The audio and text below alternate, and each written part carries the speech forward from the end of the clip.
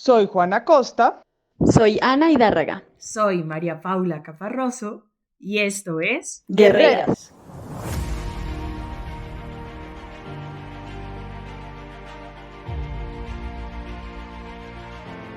Mujeres valientes, mujeres extraordinarias, mujeres de fe, mujeres guerreras que han dado grandes batallas por la verdad.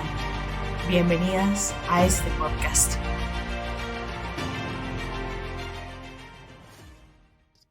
Hola, bueno, súper bienvenidas de nuevo a este podcast, a este nuevo episodio. Sorprendentemente ya vamos por el tercer episodio de nuestra serie y hoy venimos con una historia que es realmente apasionante. La historia de la filósofa de la resistencia, la historia de una hebrea que fue atea y luego una de las más impresionantes guerreras de la fe. Se trata de la historia de Edith Stein, más conocida como Santa Teresa Benedicta de la Cruz. Maps y Juana, y bueno, todas las que nos escuchan, las invito a que en este momento se sitúen en 1942. Estábamos en pleno desarrollo de la tan temida y terrible solución final del régimen nazi. Miles y miles de judíos eran asesinados en las cámaras de gas. En ese contexto, el 9 de agosto de 1942, una mujer con el hábito de monja y encima una estrella de David amarilla caminaba precisamente hacia una de esas cámaras de gas. Por algunos relatos de sobrevivientes se conoce que esta mujer inspiraba a todos con su paz y su fe, a todas estas personas que estaban acompañándola en este destino terrible. Y ese día, el 9 de agosto, murió una mártir de la iglesia, una filósofa excepcional y sobre todo una soldada de Cristo, Edith Stein. Quise empezar por este que fue el final de su vida terrenal, pero que solo fue el comienzo del impacto que esta valiente mujer ha tenido en tantas y tantas mujeres, porque muestra cómo su extrema valentía le permitió enfrentar uno de los escenarios más duros de la historia de la humanidad y hacerlo con la dignidad que le daba estar absolutamente segura de que es una hija de Dios. Y aunque este momento es especialmente impactante, el momento de su muerte, toda su vida, toda la vida de esta santa es tremendamente increíble. Y yo quisiera pues que conociéramos un poquito más de la vida de esta valiente mujer, de esta guerrera, y para eso le voy a dar la palabra a otra increíble guerrera, además absolutamente intelectual que tengo aquí a mi lado, para que nos cuente más sobre Edith, sobre su vida, y entonces pues no me queda más que dar la palabra a Juana para que nos cuente. Hola, qué alegría volver a estar grabando este nuevo episodio. Gracias a todas las que nos están escuchando. Y bueno, me encanta que Ana haya empezado por ese momento de la muerte de Edith Stein. Bueno, que quienes tenemos fe sabemos que realmente es solo el inicio, ¿no? El inicio de nuestra vida en la que es volver a nuestra casa, a la patria celestial. Pues porque realmente en ese campo de concentración, esta filósofa de la resistencia mostró que el estudio y el intelecto, que es parte de lo que quiero hablarles, pues puede transformar muchos corazones. Y ya les voy a explicar, voy a volver sobre esta idea para que la tengan presente, porque el estudio del intelecto puede transformar muchos corazones, incluso en las circunstancias más extremas como puede ser el campo de concentración. Pero entonces Ana me pedía que les contara un poquito sobre la historia de esta santa. Edith fue la menor de 11 hermanos. Ella nació en octubre de 1891 en una fecha muy importante, porque fue el día en que ella nació, era la fiesta del Yom Kippur, que es una, pues, como algunos de ustedes saben, una de las más importantes fiestas hebreas, el día de la expiación, del perdón y del arrepentimiento sincero para los judíos. Y este hecho pues marcó la diferencia con sus hermanos. Imagínense el símbolo que su mamá veía en ella al haber nacido ese día, ¿no? Entonces hizo que su mamá pues tuviera una especial predilección por ella, por ese día en el que había nacido. Y ahora sitúense, porque esto va a marcar mucho la historia, en que la mamá pues iba a considerar que ella iba a ser pues una judía toda la vida hasta su muerte, ¿no? Y entonces, pues ahí empieza como una historia pues dura de la vida de la familia de Edith Stein, porque cuando ella apenas tenía 2 años, su papá, que era comerciante de maderas, muere, y entonces su mamá, que era, diríamos hoy de verdad, una tesa, y se hizo cargo de todo en la casa, ¿no? Se hizo cargo del negocio, de las maderas, se hizo cargo del cuidado de la familia, imagínense 11 hermanos, se hizo cargo de la hacienda, del negocio familiar, bueno, ella, mejor dicho, era la matrona, o sea, estaba, y pues, bueno, las mujeres judías sabemos y lo hemos visto también en otro capítulo como pues esa figura materna tan importante y tan fuerte, ¿no? Y ella pues era una mujer muy religiosa, o sea, una judía muy comprometida y muy religiosa. Y a pesar de este entorno, digamos, familiar en el que vivió, cuando ella tenía como entre los 12 y los 13 años, digamos, algunos difieren un poco en la historia exactamente en qué año ocurrió esto, Edith se alejó de la fe y ella se consideró a sí misma atea. Y ella en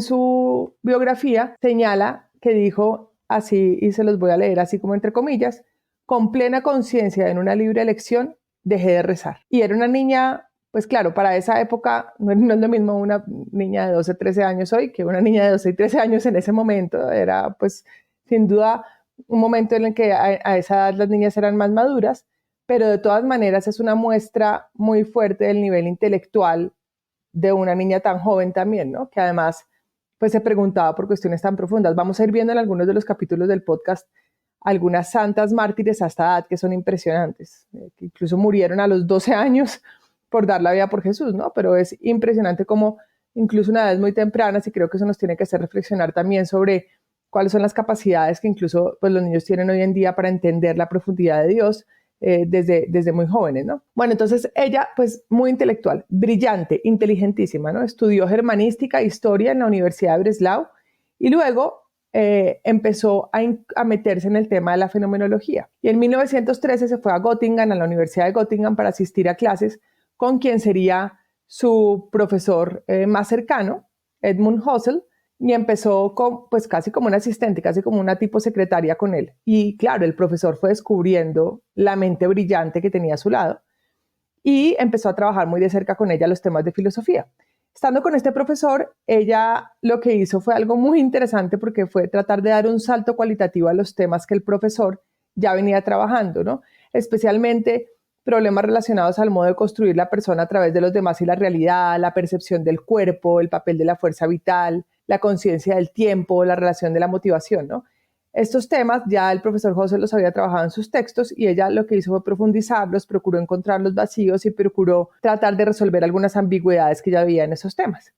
Y entonces, fíjense esto que es impresionante, ella hizo 2 tesis y su segunda disertación doctoral en 1917 se titula Sobre el problema de la empatía. Y aquí voy a empezar a conectar un poco con la idea inicial de la que hablaba de nuestra filósofa de la resistencia en el campo de concentración. Pero digamos en las palabras de Edith Stein, ella como quería llevar un paso más allá las teorías de su profesor frente a la empatía. Y aquí se los voy a leer las palabras de ella. Durante una de sus clases, Husserl había dicho que no se podía aprender un mundo exterior objetivo, sino de forma intersubjetiva, es decir, por una pluralidad de individuos que saben, que se comunican unos con otros. Para ello, el tener una experiencia de los otros era, por tanto, una condición previa. Husserl llamaba a esta experiencia Erfüllung, pero no aclaraba en qué consistía. Por lo tanto, había que llenar ese vacío. Yo quería explorar lo que era la Erfüllung, que lo que, claro, alemán tiene un lenguaje muy perfecto, yo claramente no lo pronuncio bien, pero significa cosas las palabras en sí mismas, ¿no? Pero eso es lo que nosotros entenderíamos como empatía, ¿no? Esa capacidad de sentir lo que siente el otro desde el interior. Ahí termina la cita. Y entonces Edith empezó a definir la empatía como prueba de la vivencia del otro, de la otredad.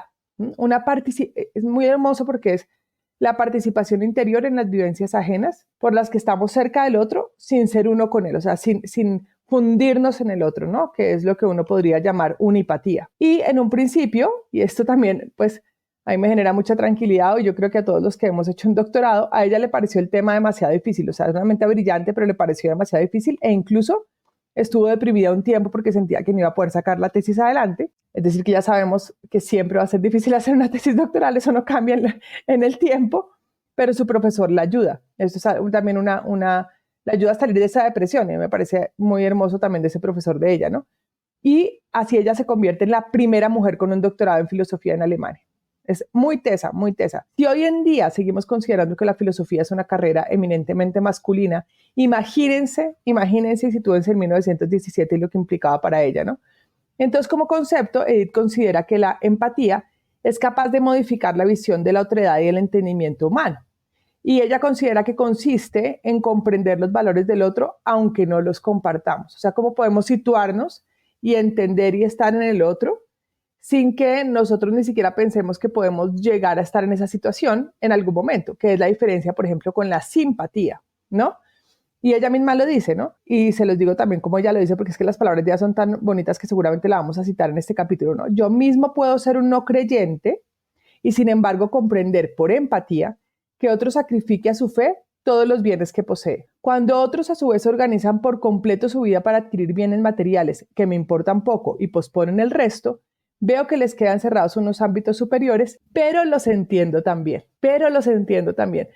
Y esto hoy en día me parece clave porque vivimos en un mundo tan polarizado que creemos que somos como de bandos y que somos amigos, enemigos, nos ponemos etiquetas y no estamos pensando suficientemente en cómo la empatía nos puede ayudar a comprender a ese otro, aunque piense muy distinto. Y esto me recuerda a una frase muy hermosa de San José María, incluso para mí es muy clave, la tengo en mi WhatsApp constantemente, y San José María decía, que sepáis ir del brazo de los que no piensan como vosotros. Esto realmente es el culmen de la caridad del cristianismo también, ¿no? Entonces, según Edith Stein, pues va tan lejos la empatía, ¿no? La empatía es tan fuerte que incluso puede experimentarla con desconocidos completamente e incluso con los muertos. Y entonces yo vuelvo a mi comentario del comienzo que les decía, no sé si ustedes han sentido que a veces el Señor las mete en un tema, les motiva a que aprendan o profundicen sobre algo y ustedes dicen este tema ¿por qué? Pero luego la propia vida les muestra qué era lo que Dios quería que ustedes hicieran con ese conocimiento, con eso que ustedes han estudiado. A mí me ha pasado, seguramente podremos profundizar eso en otro capítulo más testimonial, pero imagínense, el Señor le puso a Edith a profundizar sobre la empatía desde el punto de vista intelectual para que luego ya pudiera desde ese intelecto poder mostrarse tan empática como la vieron a ella en los campos de concentración. El Señor ya sabía desde antes que ella iba a tener esa misión tan importante al final de su vida y la preparó para ello, ¿no? Con el estudio, qué hermoso es el Señor. Y no puedo sino pensar, pues obviamente en mi propia vida, en muchas circunstancias, seguramente ustedes intenten imaginarse cuestiones que el Señor les ha puesto a hacer y que después ustedes han descubierto en su propia vida, cómo pudieron utilizar esas herramientas para ayudar a otros o para servir a Dios. Y pues no solo Edith fue una resistente y valiente primera mujer en ser filósofa en Alemania, sino que además pues era pionera de muchísimos otros temas y yo quisiera que sobre eso nos contara un poquito más Ana, ¿cierto, Ana? Sí, la verdad ella fue realmente una pionera, pero además es como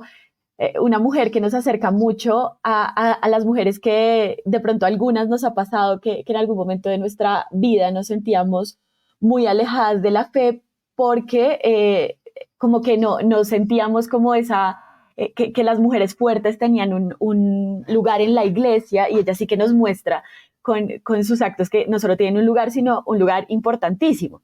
Y pues además sí, es una pionera en muchas cosas. Entonces, primero yo quisiera empezar por algo que me marcó mucho cuando leí la biografía de ella y es pues algunos de los datos biográficos de ella, y es que ella integró la Asociación Prusiana para el Voto de las Mujeres. Entonces, como ustedes saben, alrededor del mundo se empezaron a generar una serie de asociaciones de mujeres por el derecho al voto en esos primeros movimientos feministas que buscaban el reconocimiento de la mujer en condiciones de igualdad, reconociendo pues esas profundas desigualdades que existían. Como veíamos, ella fue, por ejemplo, la primera mujer con doctorado en filosofía, pero además pues para ese momento ni siquiera podíamos votar. Entonces ella, junto con una de sus hermanas, integra la Asociación Prusiana por el derecho al voto de las mujeres y ella en su autobiografía se denomina para esa época una acérrima feminista. Entonces vemos como no solo eres una mujer supremamente comprometida con descubrir la verdad a través del estudio, sino además es una mujer supremamente apasionada, como se mete con el corazón en todas estas luchas que para ella son fundamentales. Sin embargo, ella luego de los años se aleja de esta concepción como feminista radical y se aleja propiamente del feminismo para adentrarse en un estudio más integral del ser humano. Ella sí lo dice, y especialmente en su autobiografía, especialmente a través de la fenomenología, cómo comprende al ser humano y a la persona como el fenómeno a desentrañar, y en ese sentido se aleja del feminismo. Y este feminismo también, digamos, se ve marcado un poco por su historia familiar. A mí me impresiona profundamente la mamá de Edith, Augusta, que como decía Juana, es una mujer impresionante, Algunos biógrafos dicen que ya para el momento de la muerte del papá de Edith habían muerto muy pequeños 4 de sus hermanos, pero pues como mínimo tenía 7 hijos para mantener ella sola. Era una mujer que, aunque era muy valiente, pues hasta ese momento no había trabajado propiamente en el negocio familiar. Sin saber nada se metió al negocio de las maderas, y algunos dicen que lo hizo prosperar incluso mucho más que el propio padre de Edith. A mí esta mujer, Augusta, pues me imagino que tuvo un impacto gigante en esa visión, en esa necesidad de Edith de defender los derechos de las mujeres. Y a mí es que, yo tengo que decir, esto no me deja de sorprender el parecido que tiene con mi abuelita, y yo creo que con muchas mujeres que nosotras conocemos. Mi abuelita también fue una mujer que se quedó con 6 hijos sola y aprendió a manejar solo para poder mantener a su familia. Y es increíble cómo ella nos marcó a todas las mujeres de la familia. Y yo creo que Augusta tuvo este también rol tan importante en la vida de Edith. En su vida, en su educación y en su vida profesional, también Edith fue sin duda una mujer súper comprometida con los derechos de las mujeres, empezando porque se metió a una carrera eminentemente masculina, ¿no? La filosofía estaba solo, había filósofos hombres, y ella decide como pionera meterse a estudiar filosofía. No, yo, por lo que he leído estos días de ella, no me imagino que lo haya hecho con esa idea de sobresalir como la primera mujer en filosofía, sino por la necesidad real que tenía de descubrir la verdad todo el tiempo. Pero es muy impresionante cómo en un ambiente de hombres logra sobresalir de esta manera tan impresionante. Además, luego en su vida, en un periodo en el que ya se había convertido, pero todavía no estaba en la vida religiosa, ya se dedica fuertemente a dar clases de formación a la mujer en el instituto, con clases de estudio y formación de la mujer. Y es realmente muy impresionante cómo se vuelve una catedrática en estos temas y una conferencista súper reconocida en el mundo. Ella, como decía Juana, entonces fue asistente de Husserl, y ella lo que buscaba era ser profesora universitaria. Entonces se presenta a varias universidades como profesora de filosofía y no es aceptada en ninguna. Entonces Edith tiene la valentía incluso de escribirle una carta al ministro de Cultura y Ciencia de Prusia diciéndole: nosotros necesitamos, pues las mujeres tenemos que tener acceso a todos los campos del conocimiento. Y es tan impresionante esto que termina con un decreto realmente del ministro de Cultura y Ciencia dirigido a las universidades, con unos lineamientos sobre la necesidad de recibir a las mujeres en todas las ciencias. Sin embargo, esto no es implementado sino hasta mucho tiempo después, porque todos sabemos que la ley por sí misma no cambia la realidad, sino que requiere luego de implementación, y esto pasó con este asunto.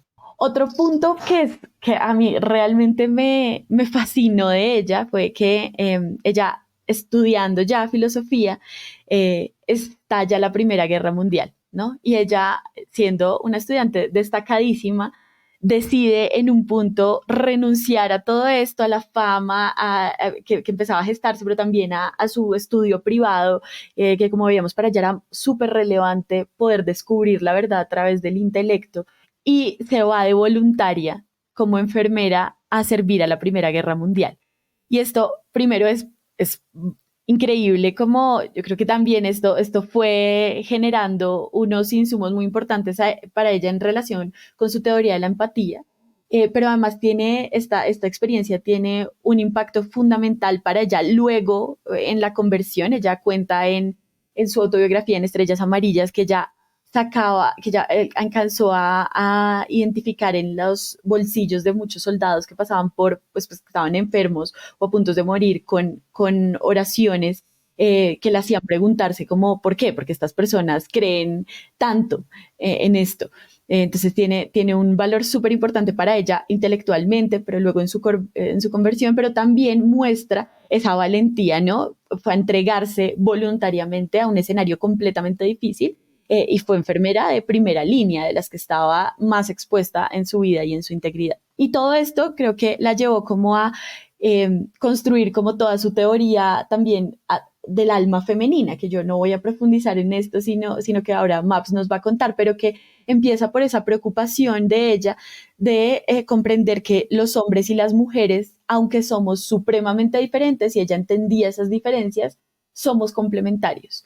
Y ella parte de la base de que no debía haber ningún campo vedado para las mujeres ni en los campos profesionales, ni mucho menos en la vida familiar, y ella incluso hace un llamado a que los estudios, las carreras, la formación para las mujeres tuviera cada vez más matemáticas y ciencias, porque comprende que las mujeres también estamos llamadas a aportar en esos escenarios de la vida. Entonces, esta comprensión como del alma femenina y sus diferencias y su complemento con el alma masculina son realmente bien impresionantes también en su pensamiento, ¿no, Maps? Totalmente, Anita. Y aparte es que para mí es una locura de mujer y todo lo del acto de servicio, todo lo que pasó en la Primera Guerra Mundial, pues muestra ese amor por las mujeres, pero justo lo decía, se empata perfectamente con esos estudios de la esencia del alma femenina, porque Edith fue mucho más allá de quererlas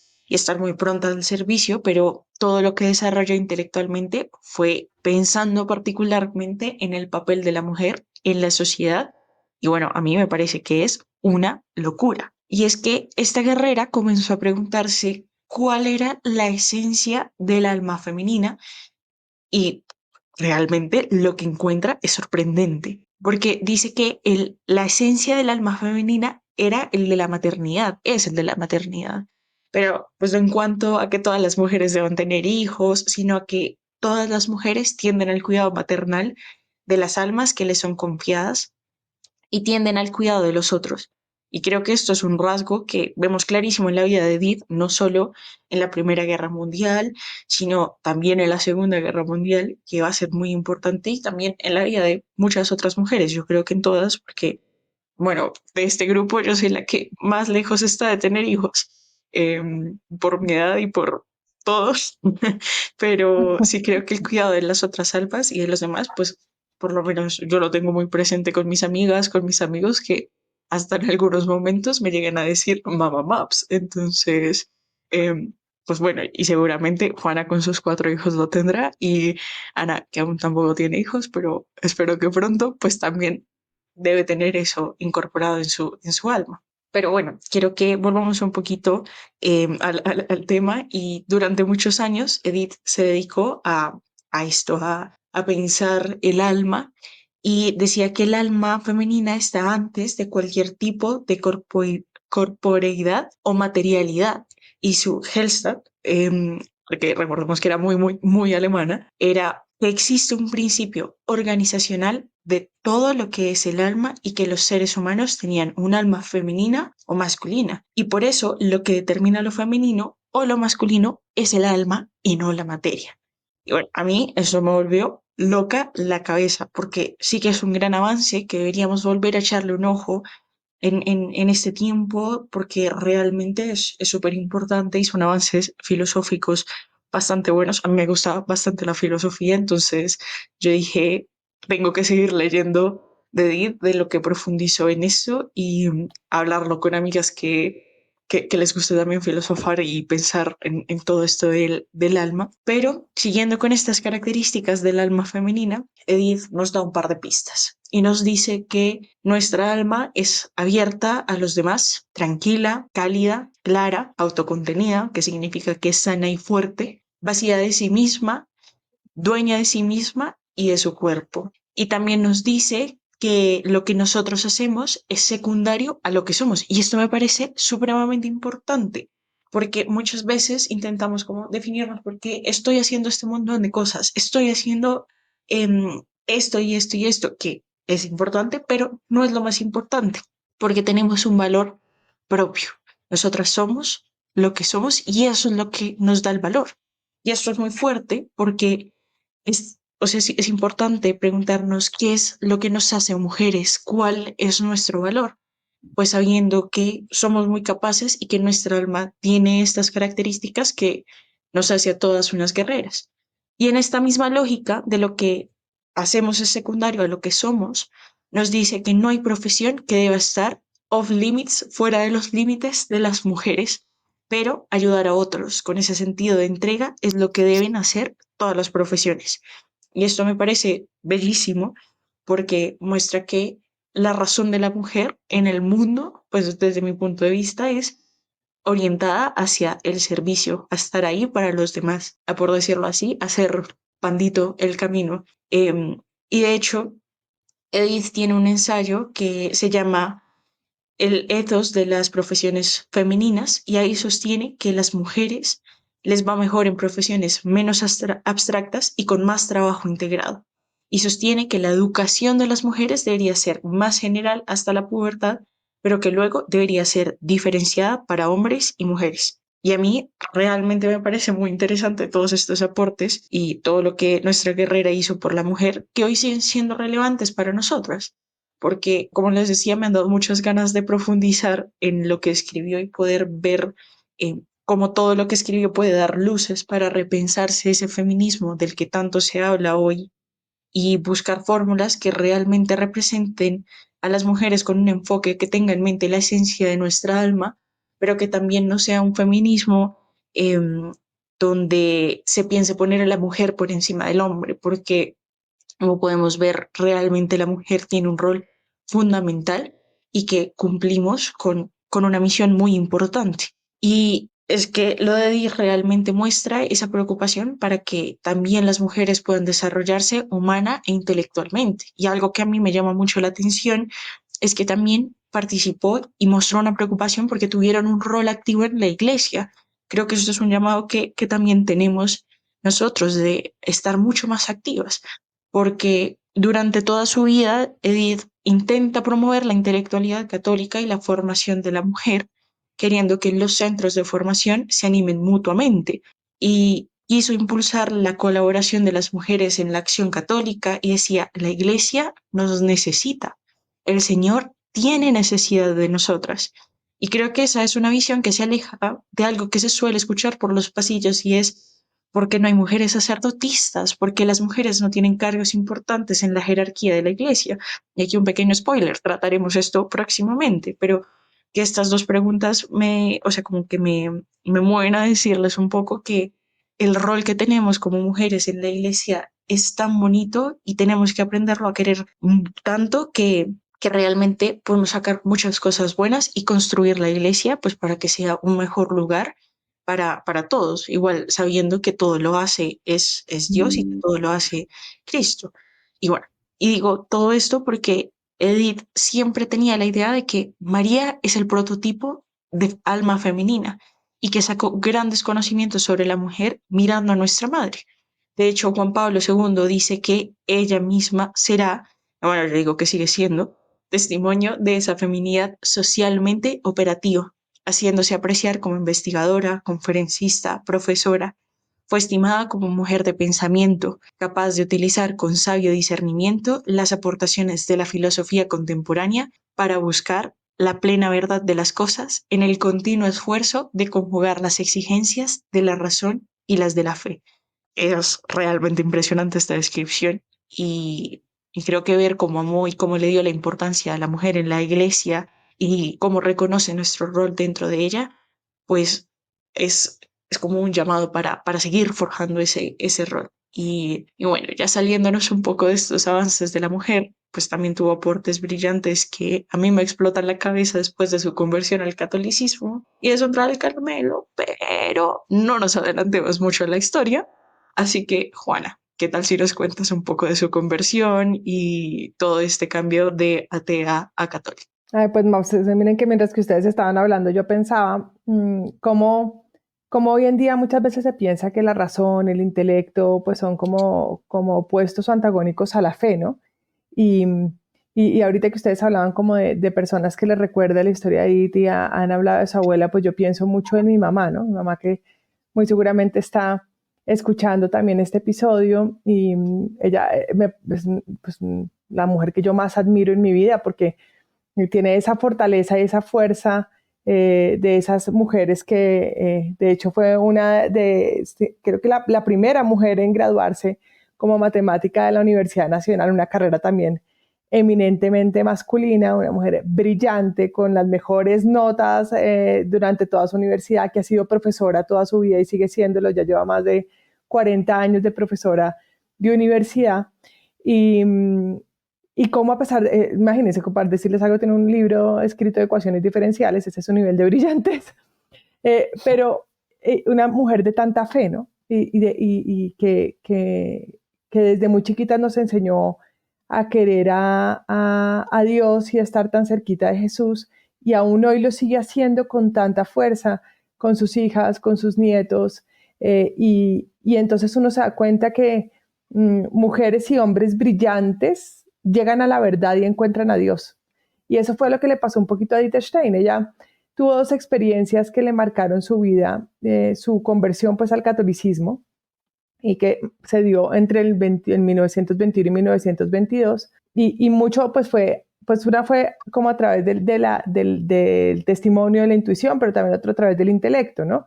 Ella leyó pues el Nuevo Testamento, a Kierkegaard y el Opúsculo de los Ejercicios Espirituales de Ignacio de Loyola, y ella se da cuenta de que unos escritos como estos no simplemente se pueden leer y entender intelectualmente, sino que además es necesario ponerlos en práctica, ¿no?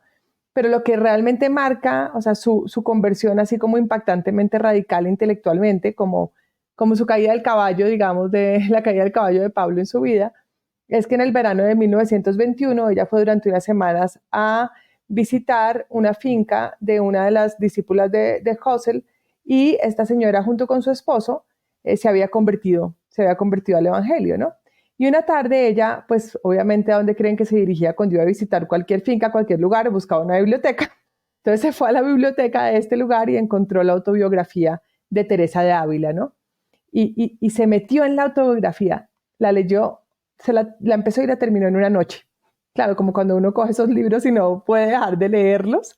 Y ella le pasó eso con esa autobiografía. Y cuando terminó, cerró el libro y dijo, y ella dice, ¿no? Ella dice, cuando cerré el libro me dije, esta es la verdad. Y ella cuenta que obviamente, claro, el intelecto ayudó mucho a esto, pero también propiamente su intuición, esa revelación a través de la autobiografía de esta gran santa, que también abordaremos en alguno de nuestros episodios. Y considerando retrospectivamente su vida, estos episodios, ella decía, mi anhelo por la verdad ya era una oración, lo que decía ahorita Ana, ya toda su vida, y lo dijo muchas veces, estaba en búsqueda de la verdad, en búsqueda de la verdad. Y el segundo episodio, que marca mucho su conversión, es que ella está un día caminando por el pueblo y ve a una aldeana que entra a una iglesia católica, ¿sí? Y la ve con esa tan fervientemente orando, pero no había nadie en la iglesia. Estaba solamente ella frente al sagrario. Y esto le impacta muchísimo porque Edith nunca había visto a alguien que pudiera tener una relación así de cercana e íntima con Dios sin que hubiera una ceremonia religiosa. Ella estaba acostumbrada pues a estas ceremonias religiosas judías, y nunca había visto como de frente a alguien que realmente pudiera tener esta experiencia con Dios.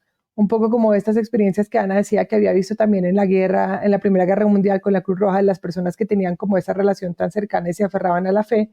Pues esto la marcó mucho, como puede uno realmente tener una relación de intimidad con el Señor, y aquí mucho de nuestra vida, ¿no? Que también esos momentos de oración en que nos acercamos íntimamente al sagrario, en el que sabemos que ahí está Dios, verdaderamente está Dios, y podemos hablar en la intimidad con Él, ¿no? Qué privilegio tan grande que tenemos hoy en día de poder hacer eso y de poder conversar con Dios. Y pues por supuesto, ni su familia ni sus colegas entendían su conversión al catolicismo, ¿no? Y tuvo una gran resistencia en su familia y en sus colegas, y en profesores de filosofía que antes también la habían sido cercanos a ellas, ¿no? Como Heller, que realmente quedaron como muy impactados y pues se oponían a esta conversión y le hicieron la vida un poquito difícil. Pero inmediatamente después de su conversión, pues efectivamente, como lo decía Maps, pues ella aspira a entrar al Carmelo, ella quiere realmente entrar a esta espiritualidad, pero pues sus consejeros espirituales le impiden dar este paso, ¿no? Ella entonces acepta un empleo como profesora de alemán e historia en el Instituto y Seminario para Maestros del Convento Dominico de la Magdalena de Espira hasta la Pascua de 1931. Tengamos presente que a ella no le habían dejado ser profesora antes de Universidad de Filosofía por ser mujer, y luego más adelante tampoco la dejarían por ser judía, ¿no? Y esto fue como una cruz en su vida. Vamos a ver que ella tiene una hermosa relación con la cruz, ¿no? Pues por eso Santa Teresa Benedicta de la Cruz, ella tiene una hermosa relación con la cruz y ella realmente quiere o afirma que todos debemos acoger esa cruz en nuestra vida, ¿no? Y por insistencia de Archibald Raphael Walser del convento de Bouron, hace largos viajes para dar conferencias, sobre todo sobre estos temas femeninos. Esto es tan bonito como saber que ella realmente le dedicó su vida a profundizar sobre nosotras, ¿no? Sobre las mujeres, sobre lo femenino. Y durante el periodo inmediatamente precedente, y también bastante después de su conversión, ella creía que llevar una vida religiosa significaba pues renunciar a todas las cosas terrenas, ¿no? Y ella le dice así: vivir solamente con el pensamiento puesto en Dios. Y ella también dice: gradualmente, sin embargo, me he dado cuenta de que este mundo exige de nosotros muchas cosas. Creo incluso que cuanto más se siente uno atraído hacia Dios, más debe salir de sí mismo, en el sentido de dirigirse al mundo para llevar allí una razón divina para vivir. Nosotros hablamos de ella como la filósofa de la resistencia, porque yo no sé si ustedes se van dando cuenta a través de toda esta historia que ella realmente ella resiste en muchos temas, primero en los temas del mundo, en cuanto al papel de las mujeres en el mundo, pero luego también en cuanto a la renuncia, que no se entendía tampoco, cómo uno puede renunciar al mundo, a esta fama, a esta vida, para entregarse completamente al pensamiento de Dios, como ella lo dice. Y entonces yo quisiera que un poco Ana nos cuente sobre esta vida de ella ya después de este momento de esa conversión y de ese camino al Carmelo. Ay, no, es súper hermoso, pero además antes, que también cuando la escuchaba me quedé pensando en algo que leí ayer de ella, que no lo había pensado hasta ayer que lo leí, y es ese momento en el que ella ve a esta aldeana orando y teniendo esta relación como tan cercana con el Señor. Entonces leía que también esta mujer, que para nosotros es desconocida, no sabemos cuál es su nombre ni nada, no se alcanzó a imaginar el impacto tan tremendo que tuvo no solo en Edith, sino pues en la fe, porque permitió también a través de su experiencia y su relación cercana con el Señor esa como esa intuición de ahí también está la verdad. Y quería hacer referencia a esto porque a veces nosotros creemos que ser una guerrera es pues ser Edith, y pues no todos vamos a tener estos dones tan maravillosos que ella tiene, o no vamos a pasar por esas circunstancias tan complejas por las que ella pasó, pero también esa mujer también que era, pues que es pequeña en la historia, es realmente muy grande, porque su fe permitió que Edith se convirtiera, y me pareció de verdad muy hermoso, y quería traerlo como nosotros en cada momento de la vida, y en esa práctica de la fe pequeña que podamos tener para nosotros mismos, no sabemos el impacto que podamos estar teniendo en los demás. Quería como traerlo porque me pareció muy hermoso ayer cuando lo pensé, otra vez como a través de los ojos de esta otra mujer. Pero por supuesto, volviendo a Edith, en la entrada al Carmelo, pues es algo, es de verdad muy, muy hermoso todo lo que ella tiene que pasar. Entonces, pues primero es fundamental como que todos sepamos que ella tenía este sueño, ¿no? Ella desde su conversión tenía el sueño y como que tenía la mirada fijada en la vida religiosa, porque comprendía que esto le iba a permitir, además de alejarse del mundo, pues a través de la contemplación, acercarse cada vez más y cada vez más a la verdad. Y esta incansable búsqueda de la verdad de ella, pues como que veía que iba a concluir en ese momento de alejarse del mundo. Pero pues como ya nos decía Juana y como habíamos hablado previamente, entre 1923 y 1932, pues ella se dedicó fuertemente a la formación de las mujeres, fue una conferencista de verdad muy afamada. Pero ya en 1933, con la llegada del partido nazi al poder, pues se prohíbe incluso dar clase por parte de personas que tuvieran origen judío.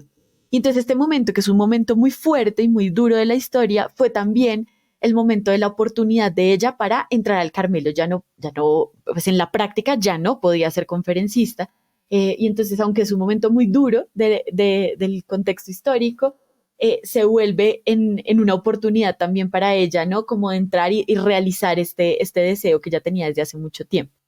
Entonces, es bien impresionante porque, claro, ella renuncia a toda esa fama que se había ido construyendo, a ese reconocimiento terrenal, pero gana en esa entrada a su más grande deseo e ilusión, que pues es la entrada al Carmelo.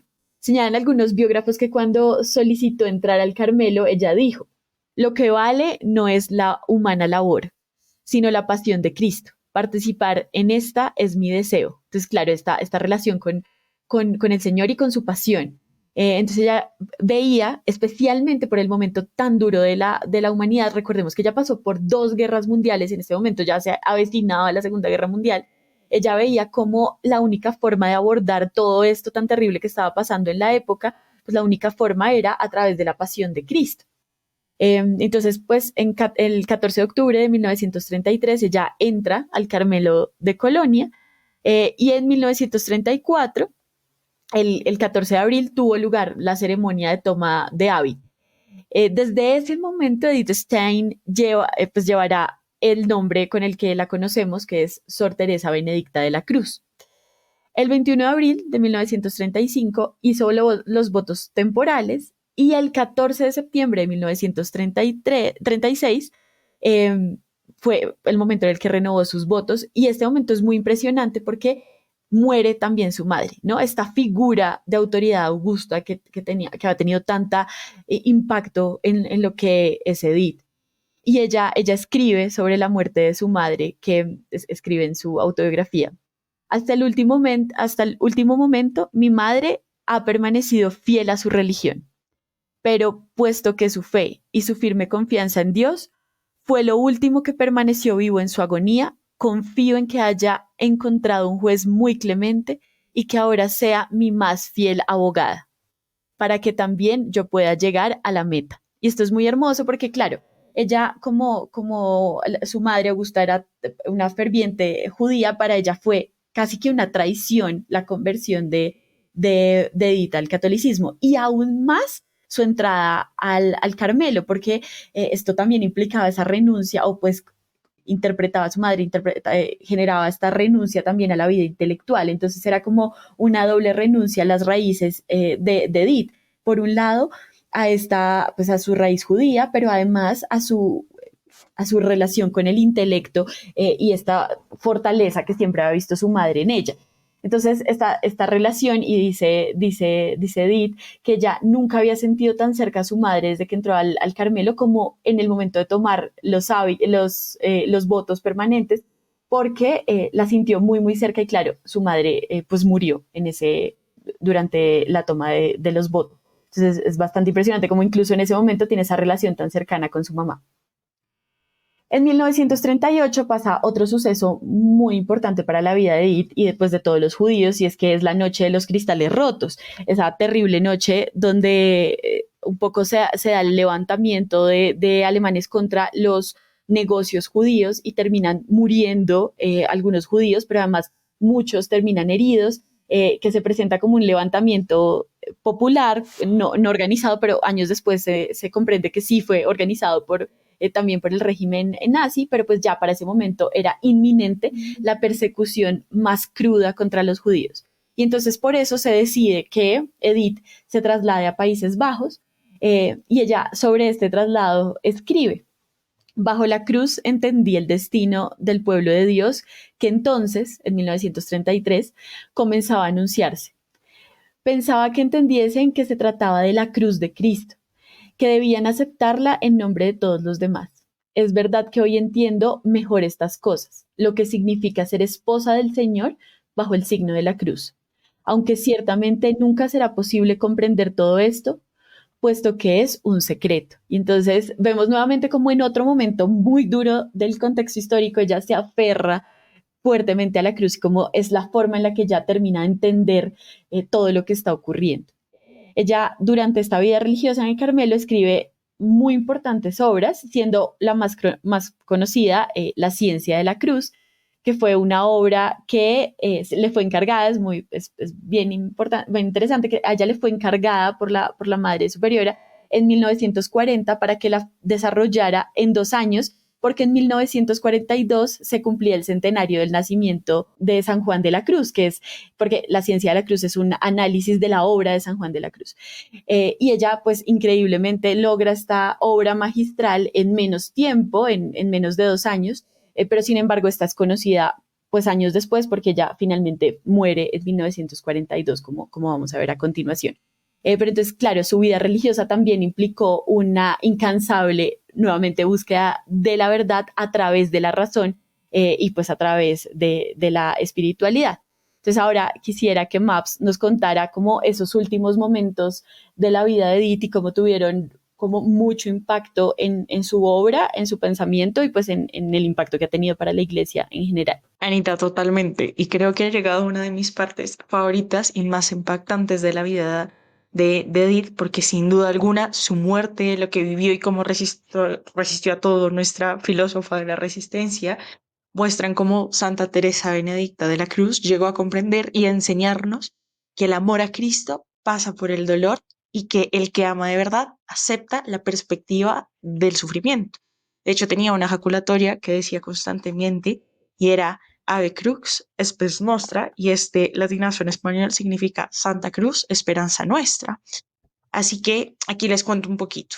En 1931, Edith comenzó a oír sobre las severas medidas de los judíos que los nazis estaban llevando a cabo, pero pues esto realmente no era ajeno a ella, porque su familia era judía, compartía ese origen, pero le llama la atención cuando oyó esas medidas y dice que ella comenzó a entender que el destino del pueblo de Dios era también su destino. Y bueno, por decirlo así, ese es el momento en el que comienza la subida de Edith hacia el Calvario, porque en 1938 se puso en manifiesto plenamente el odio que le tenían los nazis a los judíos. Entonces, para ese año empezaron a arder las sinagogas, se siembra el terror entre los judíos y ese temor también llega a la Madre Superiora de las Madres Carmelitas de Colonia, que dice, hay que sacar a Sor Teresa al extranjero. Ella lo logra y la llevan al monasterio de las Carmelitas de Ech, en Holanda, y ahí redacta su testamento el 9 de junio de 1939, estableciendo que ya ahora acepto con gozo, en completa sumisión y según su santísima voluntad, la muerte que Dios me haya destinado. Ruego al Señor que acepte mi vida y muerte, de manera que sea reconocido por los suyos y que su reino venga con toda su magnificencia para la salvación de Alemania y la paz del mundo. Y es realmente muy bello porque se ve como ella acepta la cruz. Y bueno, Edith permanece en Edge hasta el 2 de agosto de 1942, cuando llega la Gestapo. Ahí Stein se encuentra en la capilla con las otras alemanas y le piden que se presente junto con su hermana Rosa, que ya se había bautizado en la Iglesia Católica y prestaba servicio en las Carmelitas de Esch. Y Stein le dice que a Rosa, ven, vayamos por nuestro pueblo. Así que ahí se la lleva la Gestapo y su hermana y muchos otros judíos convertidos al cristianismo se los llevan al campo de concentración de Westburg. Y aquí un pequeño paréntesis histórico, habían distintos campos de concentración que podían ser de prisión, de trabajo, de exterminio, y concretamente este era uno de tránsito y de trabajo porque en Westerbork los llevaban y los deportaban a los centros de exterminio de Polonia, como conocemos, Auschwitz. Entonces se sabe que Edith en Westerbork se destacó entre los miles de judíos católicos por su sentido de calma, por compasión por los demás, justo esa empatía, reconociendo la presencia de resignación silenciosa y pacífica que tenía. De hecho, cuentan que ella se hacía cargo de los hijos de las madres que estaban aterradas por todo el sufrimiento y que se habían hecho incapaces de cuidar a sus hijos. Entonces, un poco esta maternidad de la que hablaba su alma, porque se encarga de limpiarlos, alimentarlos, darles calor y consuelo de su amor. Pero sobre todo, Edith no deja de orar y ofrecer su sufrimiento por la conversión de su pueblo, de los creyentes, de sus perseguidores y de todos los que han abandonado a Dios. De hecho, el señor Willek, un funcionario holandés, dijo en su testimonio que aquella monja enseguida me llamó la atención y a la que, a pesar de los penosos episodios de los que fui testigo, no he podido nunca olvidar aquella mujer con su sonrisa no fingida. En una conversación dijo, el mundo está hecho de opuestos, pero al final no quedará nada de estos contrastes, solo quedará el gran amor. ¿Cómo iba a ser si no? Y luego el funcionario le ofrece si podía hacer algo por salvarle la vida. Y ella le respondió, no, no haga nada, porque una excepción para ella en aquel grupo no era lo justo que no tuviesen ventajas por el hecho de ser bautizadas. Si no podía compartir la suerte de los otros, su vida estaba aniquilada. Y realmente, qué muestra de valentía de nuestra guerrera y ese amor a la cruz tan grande. Porque ella no quiere ninguna excepción ni ningún privilegio por el hecho de ser bautizada, sino que se ve como se aferra a la cruz de Cristo y se la lleva. Y reconoce plenamente que fue algo que le dijo a su superiora, no se puede adquirir la ciencia de la cruz más que sufriendo verdaderamente el peso de la cruz. Desde el primer instante he tenido la convicción íntima de ello y me ha dicho en el fondo del corazón, salve, oh cruz, mi única esperanza. Y bueno, de Westerbork es trasladada a Auschwitz y el 9 de agosto de 1942, Edith moriría en las cámaras de gas de aquel campo de exterminio nazi, pero reconozcamos que ese fue el campo en donde Santa Teresa Benedicta de la Cruz entró a la eternidad. Así que después de toda esta historia, Juana, ¿por qué no nos cuentas de esto último que terminó de vivir, de su proceso de beatificación y de canonización, y de cómo desde el cielo sigue cuidándonos? Sí, Maps, bueno, pues les cuento que parece que nos hemos emocionado bastante en este capítulo y ya nos toca concluir, pero creo que sin duda ha valido la pena, ha valido mucho la pena y entonces yo quisiera concluir con lo siguiente. Qué bonito, y perdón que esto me vuelve a recordar a San José María, pero igual Santa Teresa Benedicta de la Cruz en su pensamiento decía, todas las almas, es decir, claro, ella hablaba mucho del alma femenina y el alma masculina, pero las almas como de todos los seres humanos tienden a la santidad, o sea, todos, nuestra meta, la meta de todos, o sea, la santidad es para todos, todas las almas pueden alcanzar la santidad. Y qué bonito como ella, pues efectivamente alcanza esta meta, ¿no? Que ojalá podamos alcanzar todos. Y yo quisiera concluir, entonces, esto con unas palabras muy hermosas de el momento de su canonización y lo que dijo San Juan Pablo II en 1998 cuando a ella la canonizan. Y lo voy a decir así como entre comillas ya para concluir porque es tan impresionante, ¿no? Entonces decía San Juan Pablo II, queridos hermanas y hermanos, el amor a Cristo fue el fuego que encendió la vida de Teresa Benedicta de la Cruz. Mucho antes de darse cuenta fue completamente conquistada por él. Al comienzo su ideal fue la libertad. Durante mucho tiempo Edith Stein vivió la experiencia de la búsqueda. Su mente no se cansó de investigar ni su corazón de esperar. Recorrió el camino arduo de la filosofía con ardor apasionado y al final fue premiada. Conquistó la verdad. Más bien, la verdad la conquistó. En efecto, descubrió que la verdad tenía un nombre, Jesucristo, y desde ese momento el Verbo encarnado fue todo para ella. Al contemplar como Carmelita ese periodo de su vida, escribió a una benedictina, quien busca la verdad, consciente o inconscientemente, busca a Dios. Hijo San Juan Pablo II, después a los jóvenes, me dirijo a ustedes, jóvenes cristianos, evitad concebir vuestra vida como una puerta abierta a todas las opciones. Escuchad la voz de vuestro corazón. No os quedéis en la superficie, al fondo de las cosas. Y cuando llegue el momento, tened la valentía de decidiros. El Señor espera que pongáis vuestra libertad en sus manos misericordiosas. Y bueno, entonces dejamos aquí y esperamos que les haya gustado mucho y las esperamos en el próximo episodio que va a estar buenísimo.